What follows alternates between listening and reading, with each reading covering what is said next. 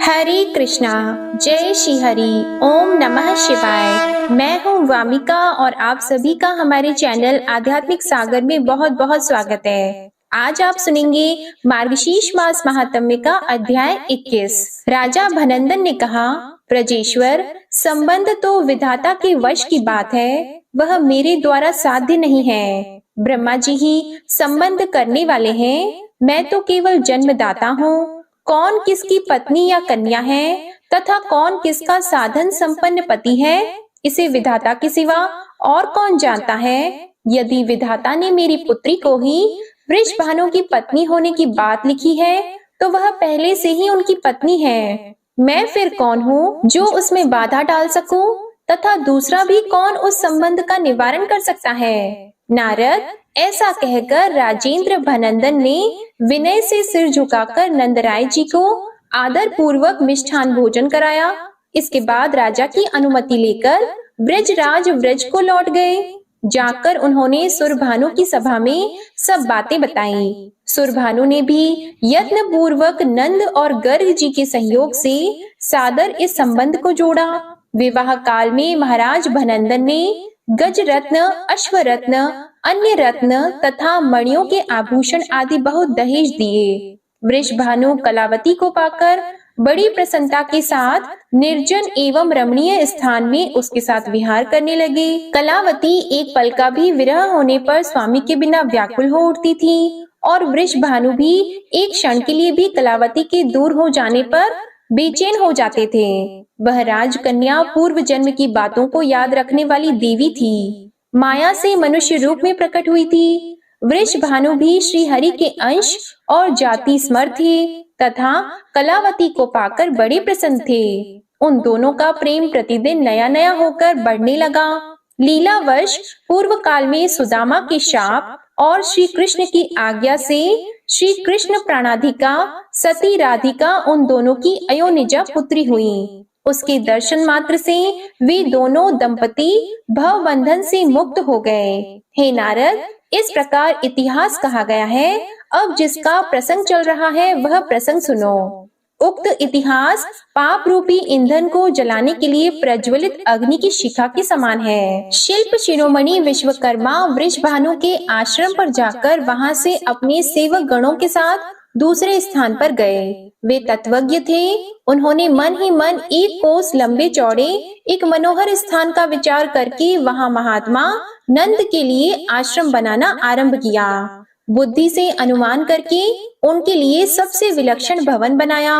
वह श्रेष्ठ भवन 4 गहरी खाइयों से घिरा हुआ था। शत्रुओं के लिए उन्हें लांघना बहुत कठिन था। उन चारों खाइयों में पत्थर जुड़े हुए थे। उन खाइयों के दोनों तटों पर फूलों के उद्यान थे, जिनके कारण वे पुष्पों से सजी हुई सी जान पड़ती थीं। नंद भवन का सुंदर निर्माण करके विश्वकर्मा नगर में घूमने लगे। उन्होंने नाना प्रकार के मनोहर राजमार्ग बनाए। रक्त भानुमणि की बनी हुई वेदियों और सुंदर पत्तनों से वे मार्ग सुशोभित होते थे। उन्हें आर पार दोनों ओर से बांधकर पक्का बनाया गया था, जिससे वे बड़े मनोहर लगते थे। राजमार्ग के दोनों ओर मणिमय मंडप बने हुए थे, जो वैश्यों के वाणिज्य व्यवसाय के उपयोग में आने योग्य थे। वे मंडप दाएं बाएं सब ओर से प्रकाशित होकर उन राजमार्गों को भी प्रकाश पहुंचाते थे। फिर वृंदावन में जाकर विश्वकर्मा ने सुंदर गोलाकार और मणिमय परकोटों से युक्त रास मंडल का निर्माण किया, जो सब ओर से एक एक योजन विस्तृत था। उसमें स्थान स्थान पर मणिमय वेदिकाएं बनी हुई थी। मणि सार रचित 9 करोड़ मंडप उस रास मंडल की शोभा बढ़ाते थे। वे श्रृंगार के योग्य, चित्रों से सुसज्जित और शैयाओं से संपन्न थे। नाना जाति के फूलों की सुगंध लेकर बहती हुई वायु उन मंडपों को सुवासित करती थी। उनमें रत्नमय प्रदीप जलते थे। सुवर्णमय कलश उनकी उज्ज्वलता बढ़ा रहे थे। पुष्पों से भरे हुए उद्यानों और सरोवरों से सुशोभित रास स्थल का निर्माण करके विश्वकर्मा दूसरे स्थान को गए। वे उस रमणीय वृंदावन को देखकर बहुत संतुष्ट हुए। वन के भीतर जगह जगह एकांत स्थान में मन बुद्धि से विचार और निश्चय करके उन्होंने वहां 30 रमणीय एवं विलक्षण वनों का निर्माण किया। वे केवल श्री राधा माधव की ही क्रीड़ा के लिए बनाए गए थे।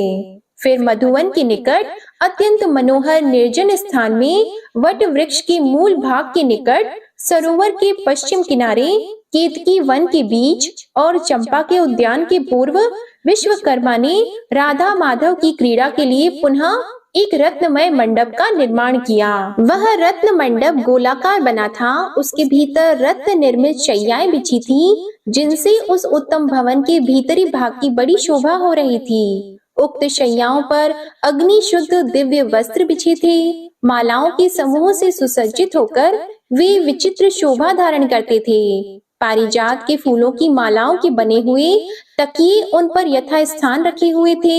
चंदन, अगरू, कस्तूरी और कुमकुम से वह सारा भवन सुवासित हो रहा था। उसमें मालती और चंपा के फूलों की मालाएं रखी थी। नूतन श्रृंगार के योग्य तथा पारस्परिक प्रेम की वृद्धि करने वाले कपूर युक्त तांबूल के बीड़े उत्तम रत्नमय पात्रों में सजाकर रखे गए थे। उस भवन में रत्नों की बनी हुई बहुत सी चौकियां थीं, जिनमें हीरे जड़े थे और मोतियों की झालरें लटक रही थीं। रत्नसार जटित कितने ही घट यथा स्थान रखे हुए थे। रत्नमय चित्रों से चित्रित अनेक रत्न सिंहासन उस मंडप की शोभा बढ़ाते थे। जिनके लिए जो भवन बने थे उन पर उनके नाम उन्होंने प्रसन्नता पूर्वक लिखे। इस कार्य में उनके शिष्य तथा यक्षगण उनकी सहायता करते थे। मुने, निद्रा के स्वामी श्याम सुंदर श्री कृष्ण उस समय निद्रा के वशीभूत थे। उनको नमस्कार करके विश्वकर्मा अपने घर को चले गए।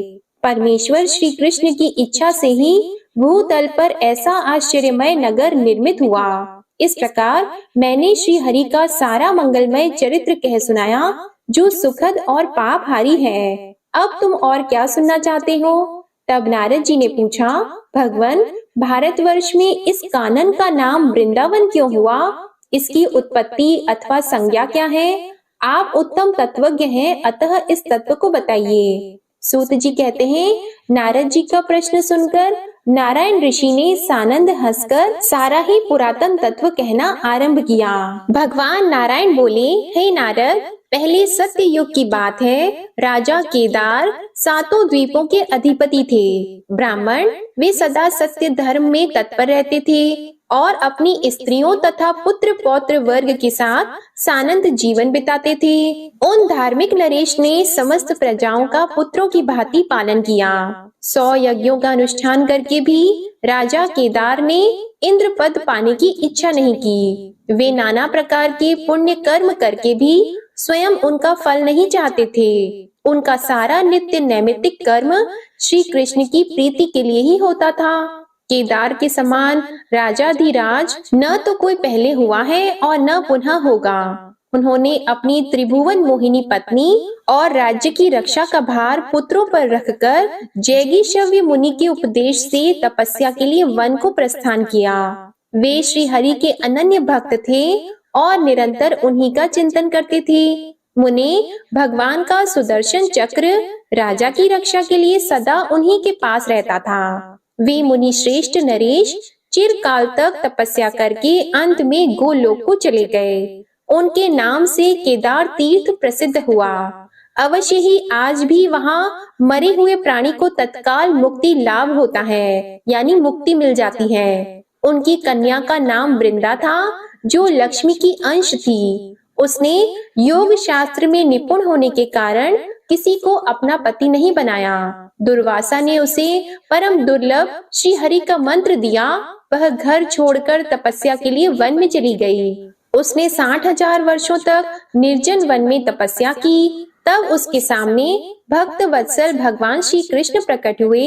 उन्होंने प्रसन्न मुख से कहा, देवी, तुम कोई वर मांगो। वह सुंदर विग्रह वाले शांत स्वरूप राधिका कांत को देखकर सहसा बोल उठी कि आप ही मेरे पति हो जाओ। उन्होंने तथास्तु कहकर उसकी प्रार्थना स्वीकार कर ली। वह कौतूहलवश श्री कृष्ण के साथ गोलोक में गई और वहां राधा के समान श्रेष्ठ सौभाग्यशालिनी गोपी हुई। वृंदा ने जहाँ तप किया था उस स्थान का नाम वृंदावन हुआ, अथवा वृंदा ने जहाँ क्रीड़ा की थी इसलिए वह स्थान वृंदावन कहलाया। वत्स, अब दूसरा पुण्यदायक इतिहास सुनो, जिससे इस कानन का नाम वृंदावन पड़ा।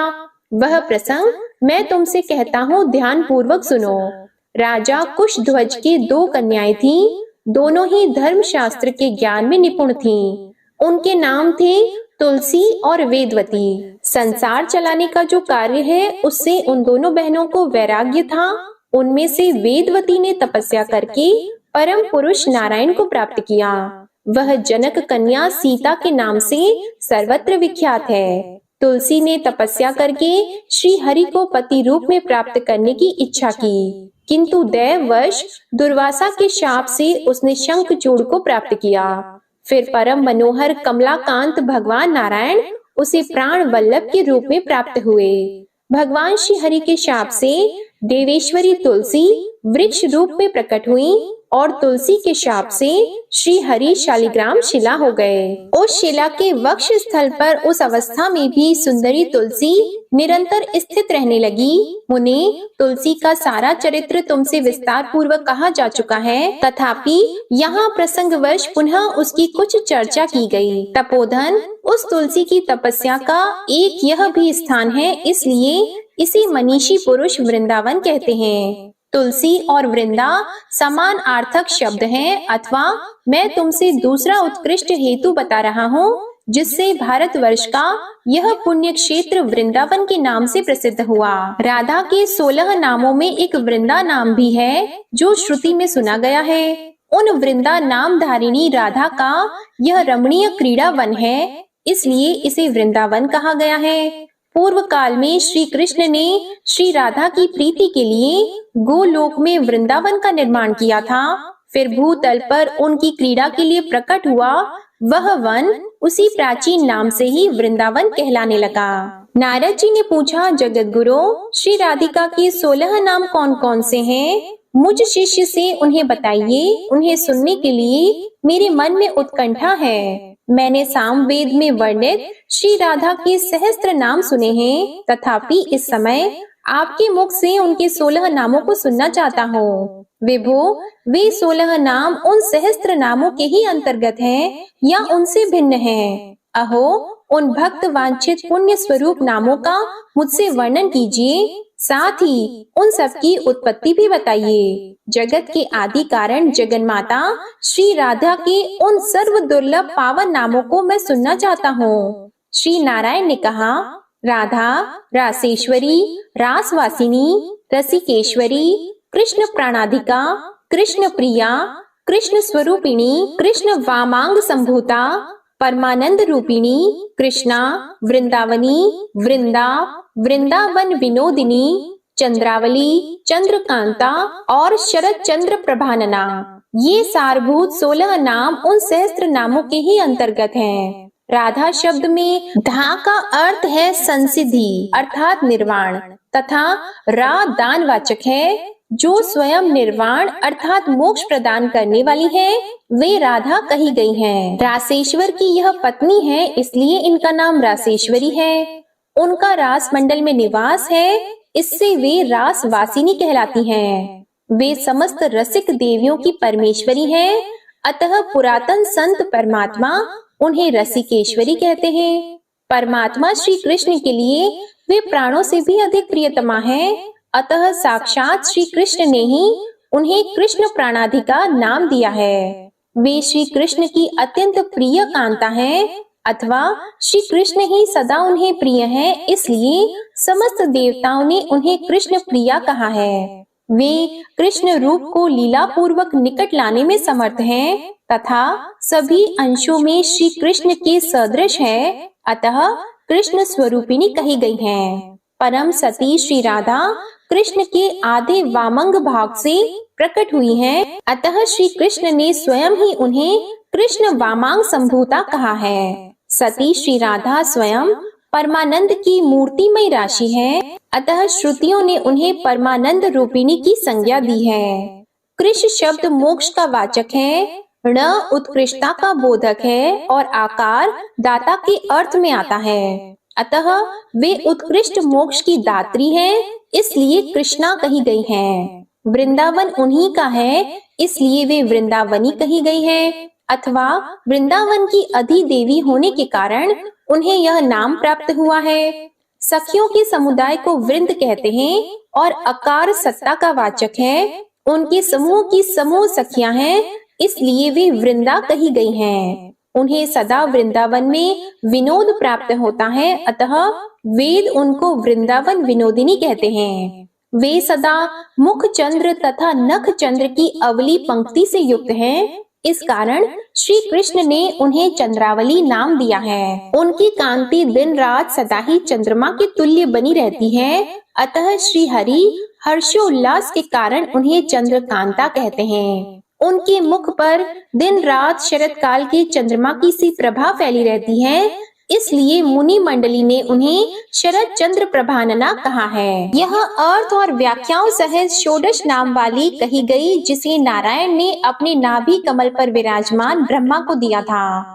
फिर ब्रह्मा जी ने पूर्व काल में मेरे पिता धर्मदेव को इन नामावली का उपदेश दिया और श्री धर्मदेव ने महातीर्थ पुष्कर में सूर्य ग्रहण के पुण्य पर्व पर देव सभा के बीच मुझे कृपा पूर्वक इन 16 नामों का उपदेश दिया था। श्री राधा के प्रभाव की प्रस्तावना होने पर बड़े प्रसन्न चित्त से उन्होंने इन नामों की व्याख्या की थी। मुने, यह राधा का परम पुण्यमय स्तोत्र है जिसे मैंने तुमको दिया।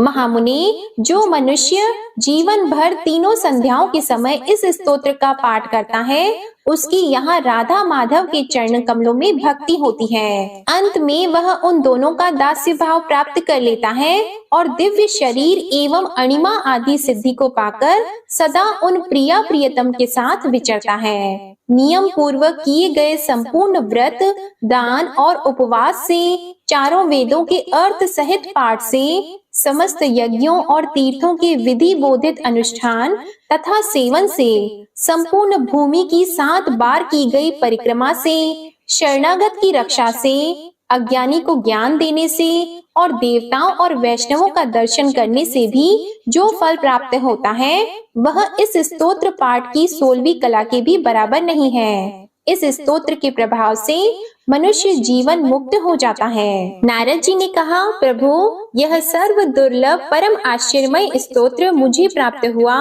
देवी श्री राधा का संसार विजय नामक कवच भी उपलब्ध हुआ।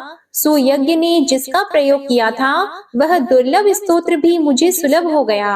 भगवान श्री कृष्ण की विचित्र कथा को सुनकर आपके चरण कमलों के प्रसाद से मैंने बहुत कुछ पा लिया। अब मैं जिस रहस्य को सुनना चाहता हूँ उसका वर्णन कीजिए। मुने, वृंदावन में प्रातःकाल उस अद्भुत नगर को देखकर गोपों ने क्या कहा?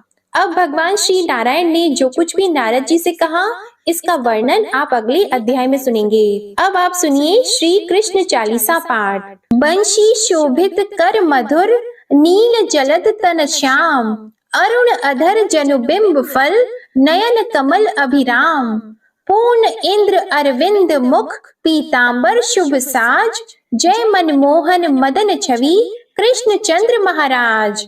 जय यदुनंदन जय जगवंदन, जय वसुदेव देवकी नंदन, जय यशोदा सुत नंद दुलारे, जय प्रभु भक्तन की द्रुग तारे, जय नट नागर नाग नथैया, कृष्ण कन्हैया धीनु चरैया, पुनि नख पर प्रभु गिरिवर धारो, आओ दीनन कष्ट निवारो, वंशी मधुर अधर धरि टेरो, होवे पूर्ण विनय यह मेरो, आओ हरि पुनि माखन चाखो, आज लाज भारत की राखो, गोल कपोल चिबुक अरुणारी, मृदु मुस्कान मोहिनी डारी, राजित राजीव नयन विशाला, मोर मुकुट वैजंती माला, कुंडल श्रवण पीत पट आछी, कटी किंकिणी काचनि काछी, नील जलज सुंदर तनु सोहे, छवि लखी सुर नर मुनि मन मोहे, मस्तक तिलक अलक घुंघराले, आओ कृष्ण बांसुरी वाले, करि पय पान पुत नहीं तारियो, अका बका का गासुर मारियो, मधुवन जलत अगिन तब ज्वाला, भय शीतल लखतहि नंद लाला। सुरपति जब ब्रज चढ़ साई, मूसर धार वारी वर्षाई। लगत लगत व्रज चहन बहायो, गोवर्धन नख धारी बचायो। लखी यशोदा मन भ्रम अधिकाई, मुख मंद 14 भुवन दिखाई। दुष्ट कंस अति उधम मचायो, कोटि कमल जब फूल मंगायो। नाथी कली यहीं तब तुम लीन है, चरण चिन्ह दे निर्भय कीन है। करि गोपिन संग रास विलासा, सबकी पूर्ण करि अभिलाषा। केतिक महा असुर संहार्यो, कंसहि केस पकड़ी दे मार्यो। मात पिता की बंदी छुड़ाई, उग्रसेन कह राज दिलाई। महिषी मृतक छहो सुत लायो, मातु देव की शोक मिटायो। भौमासुर मुर दैत्य सहारी, लाए 10 सहस कुमारी। देवी मही तृण चीर सहारा, जरा सिंधु राक्षस कहि मारा। असुर बकासुर आदिक मार्यो, भक्तन के तब कष्ट निवार्यो। दीन सुदामा की दुख टार्यो, तंदुल 3 मूठ मुख डार्यो। श्री कृष्ण चालीसा समाप्त होती है। प्रेम से बोलिए भगवान श्री कृष्ण की जय। आज की कथा पसंद आए तो वीडियो को लाइक करके चैनल को जरूर सब्सक्राइब करिएगा और कमेंट में भगवान श्री कृष्ण की जय भी लिखिएगा। जय श्री राधे कृष्णा।